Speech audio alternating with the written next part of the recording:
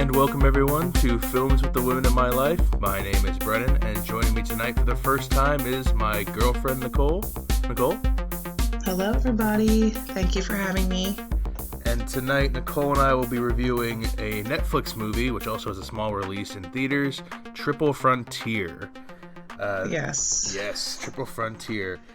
This is a film by J.C. Chandor, who you may know from the director of All Is Lost, Margin Call, and A Most Violent Year. I've seen two of those and like both very much. All Is Lost is, I think, his best work to date. Nicole, have you seen any of those? I should probably make a disclaimer right now that I am not up to the standard of movie watching that Brennan is, or anybody else in this podcast. I'm probably the least familiar with movies, so no, I don't know any of those titles you speak of. Well, you're the outside perspective, so. I'll try my best. And it's also, so it's J.C. Chandor directing, and the writer, which you'll definitely get a lot of feel in here for that, is Mark Boal, who is the writer of Hurt Locker and Zero Dark 30, both Catherine Bigelow films. Hurt Locker won Academy Award a few years ago. I guess it's probably closer to 10 years ago now, but it's a good team behind the camera, and this stars Ben Affleck, who I think we all know, good or bad, Oscar Isaac, who we can go into Ben Affleck later, but Oscar Isaac, who one of my favorite actors working today, Charlie Hunnam, who I think most people will know from Sons of Anarchy, if anything, and a couple people who are in some smaller things. Garrett Hedlund, he was in a movie called Inside Llewyn Davis and Unbroken, are the two movies that I've seen, but I can't remember him. He kind of blends into the background, and I think he kind of does that here too. And Pedro Pascal is the fifth member. It's like a 5-man group here. And he is, I think a lot of people will know him. He had a couple episodes on Game of Thrones, but I know him from the second Kingsman movie, Kingsman: The Golden Circle. And then this also has Adria Arjara. I hope I'm probably butchering that last name. Your guess is as good as mine. Yeah, I'm not quite. She's the only thing she's been in that I really have heard of is she's in True Detective. She plays Emily in the first season. You said she was in the best movie of 2018, I think. Yeah, she is. She has a small part in the Melissa McCarthy movie Life of the Party, which Nicole is a big fan of. I can get into. Yeah, I don't think that's going to be something we review anytime soon. I guess it could be, but should have been up for best movie of 2018 at the Oscars. I'm just saying. No, it was up for nothing, as it should be. So I'm going to read a quick synopsis, and then we'll start to go into spoilers. So this is about 5 former Special Forces operatives who reunite to plan a heist in a sparsely populated multi-border zone of South America. For the first time in their prestigious careers, these unsung heroes undertake this dangerous mission for self instead of country. But when events take an unexpected turn and threaten to spiral out of control, their skills, their loyalties, and their morals are pushed to a breaking point in an epic battle for survival. Oh shit! I think that's a pretty good synopsis. Sometimes the synopses are a little broad, but I think that's a pretty good. I mean, that's pretty much the plot right there. It leads you to want to know more of what the hell you're talking about, because when I first heard it, I had no idea what that meant, so I didn't know what I was getting into.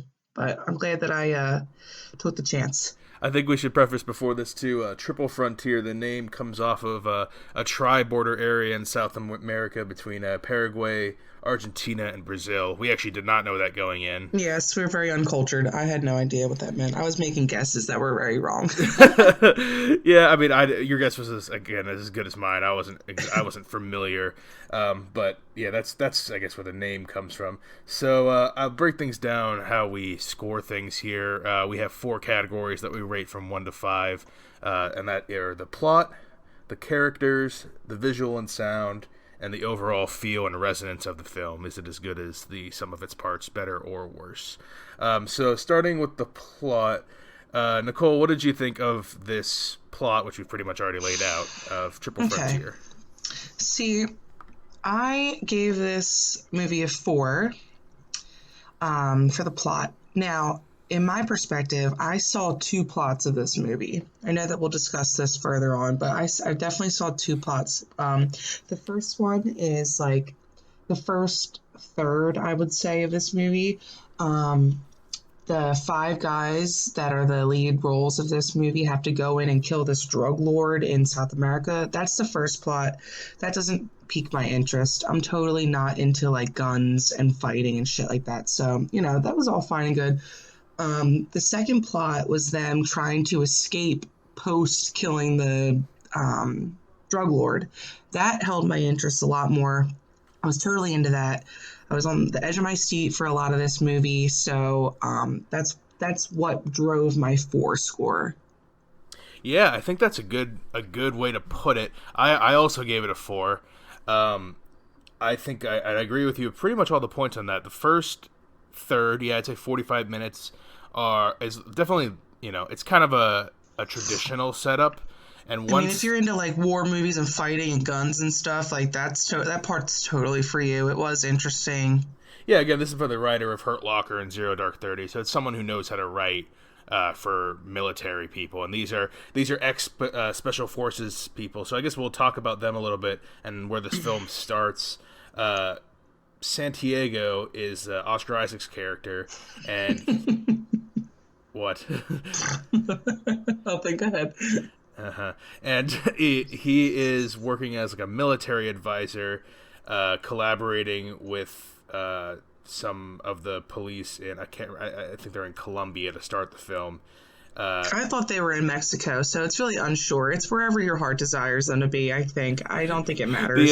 According to the summary, it says that they're in Colombia, but I mean, yeah, you're right. I mean, I don't think, maybe there's a flag in the background, but other than that, it's not. It shows our ignorance here. I was only able to tell somewhere foreign. I was only able to tell whether they were speaking Spanish or Portuguese. That's how I could tell the difference and whether they're in Brazil or not Brazil. So we start with him mostly, and Oscar Isaac's team, which is not our team later, they take out. They have like a nice little firefight at the beginning, and they take out like these lower rent drug guys. Drug smuggling, it's like a low end cartel faction. It was a filler for the beginning to get the vibe for sure. Yeah, to get you introduced to Oscar Isaac, who I think I would consider him our lead in this, and we also meet his informant, who flees the scene, and they meet up later in kind of a trickery, like I don't want both of our sides to know we're working together, and that character is named Giovanna. They literally called her informant the whole time. So yeah, okay. So we'll call her informant since that's what so she's Oscar Isaac's informant on this cartel, and Oscar Isaac's whole goal here is to kill this. He wants to kill this mob boss named Lorea, and Lorea, he's been down there for a long time, and Lorea has been the one he's been trying to get. He's kind of the guy who starts with good intentions, and then things don't work out the way you planned, and now he's just like, I need to go outside. Who, Oscar Isaac? Yeah, he wants to, because that's his whole motivation to begin with, is to kill Lorea. And to do this, he doesn't think he can do it within regular channels. He goes back and enlists the help of the other 4 main characters. So that's Ben Affleck's character, Tom, who is like a divorce down on your luck. What is he, a realtor? Yeah, he's trying to sell condos. He's selling condos. And Charlie Hunnam is doing like a motivational speaker tour to like soldiers. Yeah, to other soldiers about like, being PTSD in war. And all that shit. Yeah, definitely PTSD. And then Garrett Hedlund and Pedro Pascal are Ben Miller and Francesco Morales respectively, and Ben is like a MMA fighter, and Francesco's his like manager, I guess. So. Oh, okay, that's news. It's fine. I think they didn't. That's what it's actually. Oh, go ahead. Like, I'm sorry. This like leads into the character aspect of this for me. Yeah. So, what do you think of our principal 5 characters?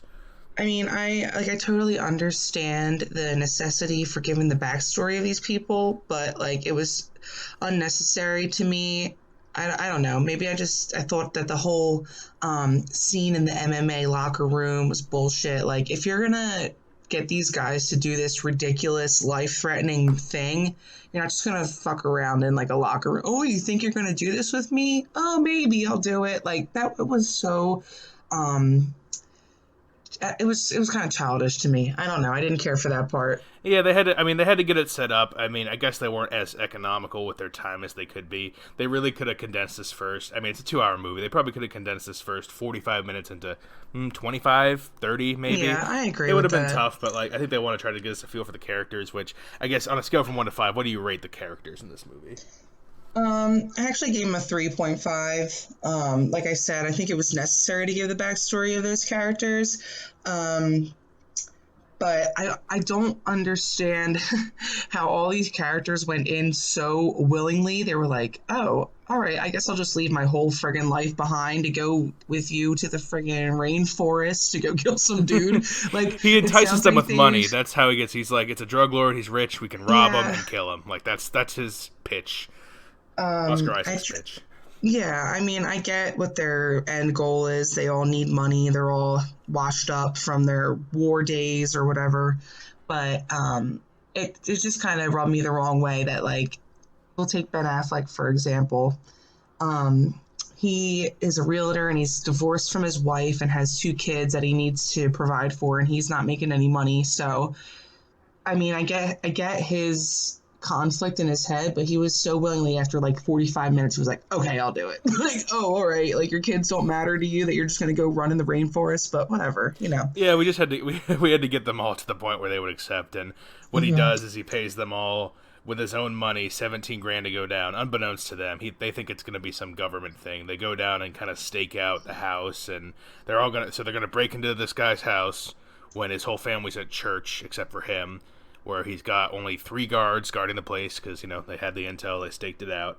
And that's the pitch is, he's only got a few guards. We can just, incapacitate them. We don't even have to kill them. All we have to do is kill this one really bad guy, get a bunch of money that he stole already, or got through nefarious ways, and we're out of here. They set it up, or they do their best as they can, as these are fairly moral guys. They're military guys who weren't crooked in any way. They don't, they do the right thing, and this is and they're going in there thinking they're going to get at tops $1 million. Yeah, they think like, I think they said 30 million was at the beginning was the most they were going to 30? get. Yeah, it was. They would each walk okay. away with a couple million or something, and they needed to pay. Yeah. They needed to pay the informant a few million. They had to pay their getaway people later on that we'll get to. Now, let me tell you, I think that the informant is probably the most important character in this because she is like life or death situation here. She can either blow up their whole spot and tell the drug lord what the business is, or she can stay loyal to Oscar Isaac, who, by the way, we didn't say is she's pregnant with his baby. So she's got a moral decision to make, and it's very important to know what she's going to do during this. Yeah, I think that pregnancy thing actually in the beginning, which was kind of almost a drop line. I almost missed it until you said something the first time. I think it's a key to keeping. Why does she help this guy when she's so in deep with these other people? It humanizes her in a way that some of some of our side characters like Garrett and Pedro's characters kind of are just they're kind of goonish, even Charlie Hunnam's character, but that adds a little bit of depth to her, and her loyalty is that helps them get as far as they do in the first place. Oh yeah, I think she's the most important one of the whole thing for sure, at least in the first half, because she kind of goes away after that. So yeah, she's gone after the first half. So they've planned the whole thing out. They've all agreed to do it. I think they're going to get a little bit of money. They go in. They're professionals. They take out the guards. Don't kill anybody. Real easy. And they're in the house, and they're in his office or whatever, the drug lord's office. And they see there's fresh paint on the ground, and they're like, "Oh, fresh paint." And it's a bit of a logic jump, but I guess these guys are pros and they know how to do this. They're like, "Oh, fresh paint. Money's in the walls. Let's just start ripping the walls apart." It's really that. They look at a fresh can of paint and they're like, "Oh, that's what the walls are painted. Yeah. Oh, they must have put money in." And sure enough, they start ripping the walls apart, and there's not a couple $1 million. There is how much money? Oh my god, hundreds of millions of dollars. The money is fucking insulation for the house. Yeah, and then they just keep tearing walls, and they're like, "There's more money," and then they keep tearing walls, and there's just more money, and So the whole thing is they rigged a bomb in there to blow up at a certain point so that they can just get out of there. and get rid of the house. They haven't found the drug lord yet. They took out his guys, but they still haven't found him. So he's somewhere. He's either in the house or somewhere else. But they start filling duffel bags with money. Oh my god, it's insane crazy amount. Yeah, it's like an insane amount of money. Too greedy amount. Like they should have dipped out of there way before they got all this money. And that's the whole thing here is like, yeah, they it's the first moral hurdle is they went in there to take a little bit of money. They haven't killed anyone, but now they're like, oh, there's so much money. Like, let's just take a little bit more than we were going to come here with. And guess who's the greediest of all? Take one guess. What character is the greediest of all? We'll give it a pause. Ben Affleck, it's Ben Affleck. Of course. It's not close. And he everyone else is like, we got to get out of here. We have a time limit. Those guys are going to come. His other guards are going to come back from the guarding his family at church any minute now. And lo and behold, Ben Affleck, he's like, oh, let's just take a few more bags. And they waste too much fucking time. And the big next round of guards come back. And now they're like, well, we can't make it out of here unless we kill these guards. So now they're already compromising. We were just going to kill this one guy. Granted, they're drug lord guards, so they're goons. Whatever, we'll just kill them. It's already a moral. It really pissed me off. Like they brought Ben Affleck in to be like the brains of the whole situation. I think he was like their captain or something. But yeah, he's an idiot. He is not the brains. He's the one that's supposed to be like. He only went in for the recon to begin with. Like, he wasn't going to stay for any more, and they all egged him on, oh, please stay. And then this bastard has the audacity to stand there and be like, we need more money. Like, come on. You already know you're about to get killed. Yeah, Stupid. He's definitely not likable to start with. And honestly, for most... Come on. There's a few movies I like him in, but in this role, no, he's not particularly likable. Oscar Isaac's the likable one, I think. And even, Charlie Hunnam's fine. I actually kind of like Pedro Pascal, the pilot of the... the other guy reminds me of Dax Shepard a lot. I thought that's who it was. Which one? The big guy? Like the big young guy? The other one that you didn't say. I don't know. The guy who says dumb lines every once in a while, he's like... Probably, yeah. Yeah, he sucked. The MMA fighter. That's Garrett Hedlund. Maybe he's a fine actor and other things, but he's like the weak link here. He doesn't really do anything for me. And honestly, Charlie Hunnam's... We haven't talked about his accent. I think he's supposed to be American. This is perfect time to talk about it. Okay, so if you're familiar with Charlie Hunnam, he is a British actor who has done a role in Sons of Anarchy, a TV show where he was straight up American man, okay? Like, his accent never came through. I actually didn't know that he was British until, like, way after that show ended, so he did it really well. This one was fucking terrible. He sounded Australian.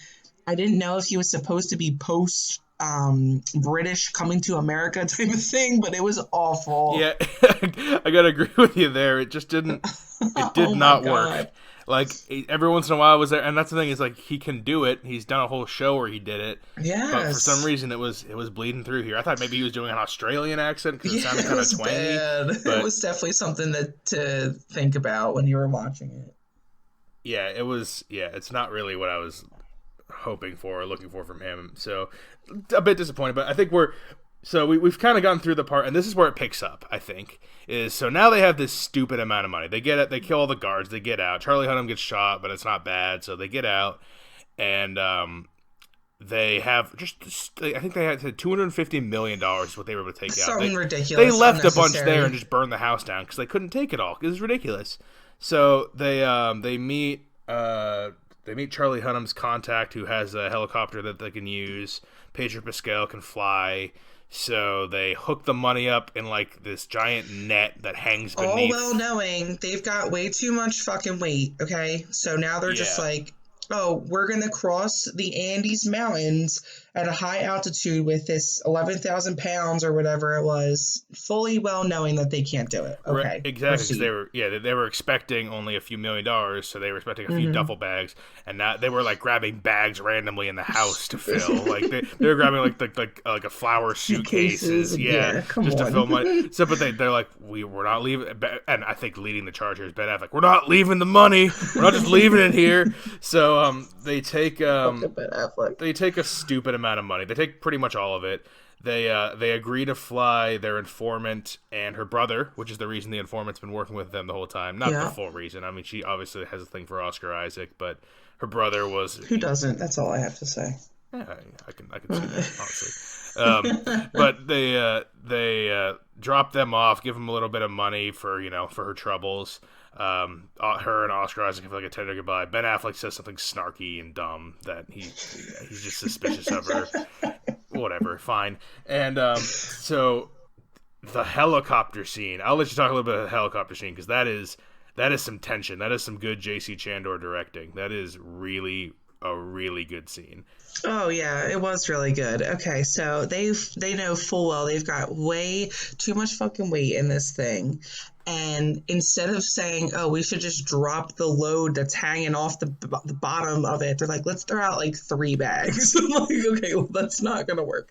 So they toss their bags of money, just watching the money fly by, and they're trying to get through this one main dip in the mountains, and obviously they're not going to get through, so the whole one side like explodes. So this is the part that stressed me out the most is so they can't carry all this weight up the to the top, and they have a choice of either dropping the 200 million hanging from the plane that's causing all like the draft problems, or they can push out the 50 million that they have in the cabin with them. And they're like, maybe if we push out the 50 million, it'll be enough. And I'm like, that fucking giant dangling ball of bags is the problem. Like, release that. You keep 50 million, you're going to make it over. That's it. Like, that was. I feel like the movie could have ended after that. If they dropped the bags on the bottom, like, it would have been over. Oh, yeah, so no, we wouldn't have had it. That's why we had to keep the bottom. We had to show that they were greedy and, like, their morals had already been corrupted. They've already killed people they didn't plan on killing. It's all Ben Affleck's fault. It's all Ben Affleck's fault. I mean, everyone else was complicit. It wasn't all. We're being hard on him. He's definitely the worst, but, like, he's like. So. Yeah, they don't drop the bag, so now they're spiraling out of control. They end up in this field. It looks like some crop field. It's a cocaine field, says one of the guys. It's a cocaine field with all of these workers in there, and they've all got knives and guns and shit. So now do they have guns? I think they might have them. Yeah, the one guy had a gun in his belt. Oh, they definitely did. They're like lowly armed. They're like real small time like worker bee. Well, there's a lot more of them than there are these 5 dudes. I guess, sure, yeah, but they're these guys just killed like a bunch of armed guards in a plate. Like these guys are the best of the best. These 5 guys are trained and like right. Well, now they're crashed in the middle of this field, and they've got all this money. Obviously, they don't know that there's money in those bags, but any doofus can tell that that's money.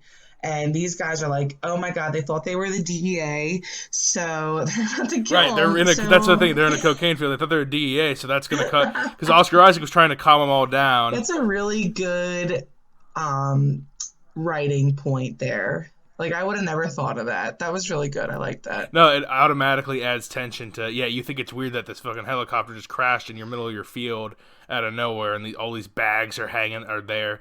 And like so just that added little bit extra tension that whole helicopter scene is tense. The tension's still good here, so they end up paying off like the main guy. They shot a bunch of people. They didn't shoot everyone, but they shot one guy. Pulled out a knife out, and Ben Affleck shoots one, and Pedro Pascal is like covering from a distance. He shoots a couple more. So like because they got jittery. And so they have to go now to the main guy there. They pay him off. They pay off for the families, and they purchase some mules for them so they can tie all the bags to these mules and walk up the Andes to try to get out. And that's the scene that I think, Nicole, you had tears running down your faces when they were going. God. The mules are going around a tight cliff. Yeah, so now they're walking through the mountains and they're trying to get to their destination, which is this building up to be a disaster. Like, you already know this is going to be ridiculous. And there's this one scene that they're walking and they start Charlie Hunnam and the other guy that I think looks like Dax Shepard started arguing and the mule gets like scared and falls down the earth starts to crack a little bit and it falls away, and then all of a sudden this fucking mule falls off the mule falls off the cliff. And like you see him like struggling. All the money out of the bag. Yeah, rips out of the bag. And oh my god, I cried. She cried. The poor fucking mule. I was so sad. I mean, once they get around the cliff, and they can't take the mules anymore because it's too like They just rocky or leave something. They just them. take all the money and they leave the mules. They just like scare them off. So now Oh the my surviving god. mules are just wandering around in the middle of nowhere. I can't. It's so sad. So so now they have no mules. They're still decently far, not as far, but they've been camping overnight too because they're just fucked. And they are now like they take bags and like they string them all together Start. and they're like dragging them around and then they drag them Yeah. to a pile and then they take the pile like they just kind of leapfrog over and over again and it It's just looks crazy. awful. This Like is where they start to to lose me a little bit because like who the fuck's doing all this? I'm sorry. I would be so exhausted. There's no adrenaline left for me to do this. Like I'm scared. I'm in the middle of the freaking Andes Mountains. I'm not doing this. I'm sorry. I'm not. I'm taking money on my back and I'm going. I mean, I understand what you're saying. They still want to save as much as they can, but because again they're greedy. But so they're going up this real rocky cliff and they're about to get over the hump, and they start getting fired on, and they don't see who they're getting fired on, and so they all kind of do their military thing, take positions and stuff. And at one point, Ben Affleck's at the top, and he gets a clear shot at one of them, takes his head off, gets a nice clean shot on him. And then Ben Affleck turns around and there's another guy like right up. He's got the high ground on him, and fucking shoots and kills Ben Affleck. Blah blah blah. He Just fucking like that. shoots him right. Like he does that cinematic thing where he looks up and the guy looks at him and it does like a close up on him and you're like, oh, who's gonna save him at the last moment? No, he just shoots him in the head. Ben Affleck's dead. Ben Affleck is dead at this point. And like you see, and then one of the other my guys shoots the God. one guy who shot Ben Affleck. They go over to Ben Affleck, and he's all like, his eyes are open. He's Oh, got like the hang. he's got a square shot right in the head. Like he's done. Yeah, He's it's done not so. like an injury and like last dying words. This dude just flat dead, like nothing. Like so, they're all shooken up. They kind of blame each other. The one guy was Shooken. burning money the night before to make like a fire because he wanted to be because it's cold, and they were warning him not to, but they see that the one guy who shot Ben Affleck was one of the villagers from the place that they killed those other guys when they crash landed. So these guys have been tracking him the whole time for revenge or whatever. But Which is just ridiculous to me. Okay, you've already been paid off. Like you're not gonna. I'm not trekking I through. think it was implied the that guy was the mountains. son of one of the guys that. I'm not trekking through. Maybe I'm different. I don't know. I'm not doing that. Like I'll just take my money and go. Like that's just how life The goes. thing is, I don't think you would have done any of these things. So you No, kind of got to I put would yourself in never the agree to do this to begin with. you got to put yourself in the shoes of guys who think they can do this and aren't making much money. They feel like this is it's from their friend. They trust him. Right. Well, now they got to carry that friggin' body. Yeah, and this is where They they lose decided to me. bring him. This is where they lose Yeah. me. I understand, like it's probably a military thing. It's just a decent thing. You take your friend's body back when he dies, but fuck, like they're already carrying all this crazy money. Now there's one less guy to carry money, and they got to carry his dead ass. Well, and, then they decide that they need to drop some money because they can't carry all this shit, so they drop it in this gigantic, like, dam that's like a there, ravine, yeah. like a canyon. Well, they do that. so- They do that because they send Garrett Hedlund's character ahead to the town.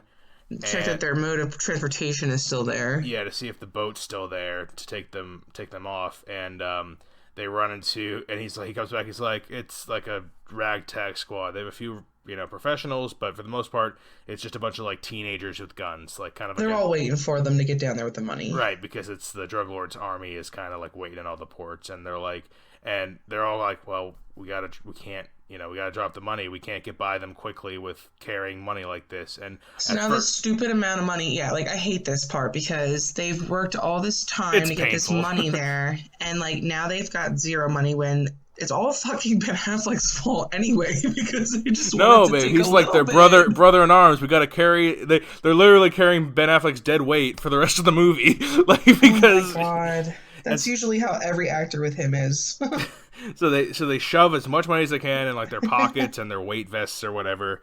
They go through this town at night, have some confrontations with some. I mean, at this point, I don't know about you. I was like, all right, the good stuff has happened. This is like a foregone conclusion. Oh yeah, the final third to a quarter is so dead to me. It's just because like any movie could have those scenes in it. Oh, there's cars following us. We got to chase them down. We got to do that. Like, What did you think of like the visual and sound? Because we talked about a little bit of like some like the camera work in that middle half, but as like a rating, what do you give that? Um, I actually gave that quite a high score. I gave that a 4 because the lighting really kept me the whole time. You know, you could tell the difference between when we were supposed to be feeling anxiety, when we were feeling warmth, you know, just having them all together as a team. And it was sunny and bright out. I felt that the music was really cool. They played Metallica in there a couple times, which was pretty They cool. did. They put quite a bit of Metallica. Yeah, I really enjoyed that. So I definitely got the vibe of the music and everything with that one. So that was good. Yeah, and I mean, I'm usually the tougher grader, but I'll go a step further. I gave it a 4.5. Um, Oh, yeah, I mean, I've never given a perfect score yet to any of the movies we've reviewed, but because we didn't do Life of the Party, but yeah, that's not perfect anything. But yeah, that everything from when the helicopter starts going to when Ben Affleck gets killed, in the mountains is that sick. is incredible. That is really really good, and it's because of the way the sound works, and it's because of the camera work of it all. Like it's tense, tense, tense. It's really, really good. The beginning, I mean, and the rest of the movie is nothing's wrong. Everything's competent, but because of that middle chunk, is just really, really, really good. I got to give it a 4.5 for that. But yeah, I guess we'll go through the end here real quick. They they got to fight off some people. But at this point they've agreed no more killing people. They've already killed a bunch of people they didn't intend to kill. They've already left most of their money behind. Remember they had 250 million to begin with, and now they're down to we don't even know. And they got to outrun They're some. all egging Oscar Isaac on to kill people. He's got his whole moral conscience behind him. He can't do it anymore. This is not what he came here for. He came here to kill one dude. So Yeah, now they've kind of gone overboard. The whole thing's falling apart. It was supposed to be a quick get in, get out with a little bit of money, this and is why I hate this kind of stuff because it really is. It's like I don't care for stuff like that. I don't know. It's not. yeah, you rated it pretty It's good so far. You were definitely into it in that middle part oh, for I sure. was for sure. Yeah, no, that really kept me on the edge of my seat. So it's yeah. I mean, I think it ends not what I was expecting, and I not really. I mean, there's some parts. Okay, so I'll get the ending. They get away, whatever. Like, there's not really much. They have a little car chase. They get to the boat, and it cuts away to them in another not we don't know which South American country it Hmm. is, but they They're divvying up their they're divvying up what earnings. little money they got. They got away with about 5 million, so it's about a million apiece, a little bit more.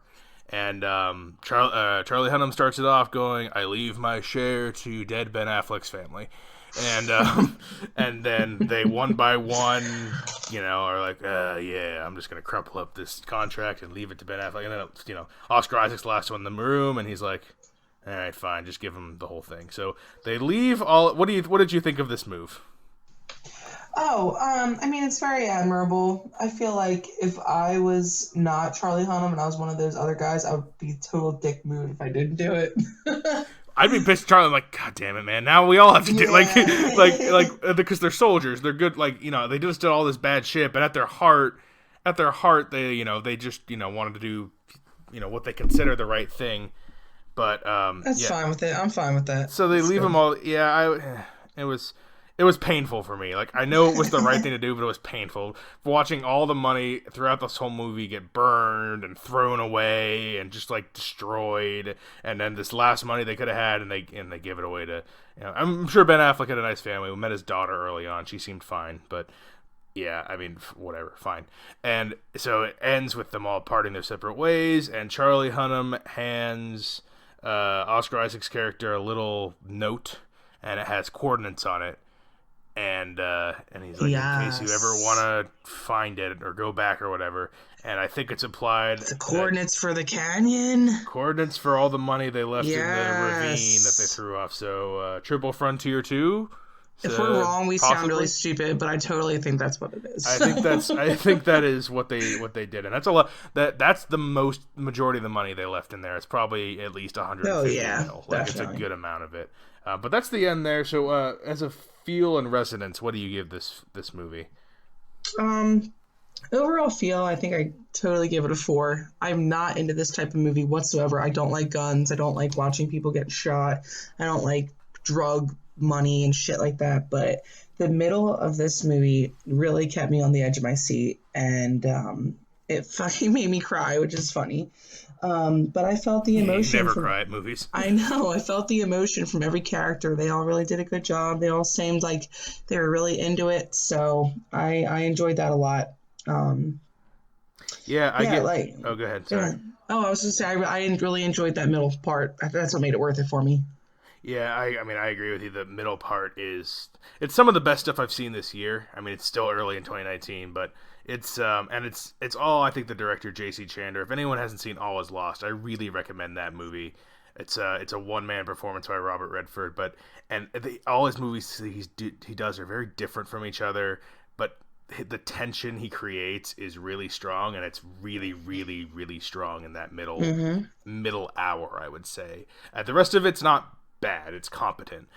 So yeah, I also give this a 4. I think it's at least as good as the sum of its parts. It's a good movie, and I really enjoyed it. And I guess that brings us to Nicole. Would you recommend Triple Frontier?